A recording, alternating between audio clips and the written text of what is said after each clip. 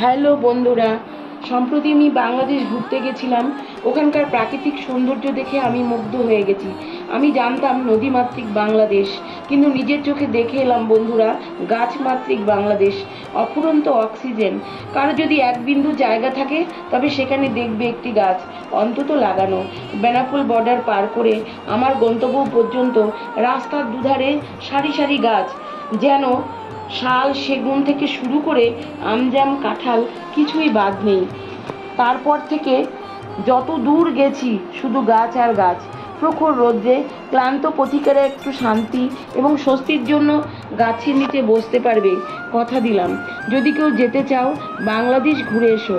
ওখানকার মানুষগুলো খুব সহজ সরল, তাদের সারল্য আমাদেরকে মুগ্ধ করেছে। বন্ধুরা, আমি বাংলাদেশের যেসব জায়গায় যেতে পেরেছি আমি সম্পূর্ণ ভিডিও তোমাদের সামনে নিয়ে আসবো। চোখ রাখো আমার চ্যানেলে।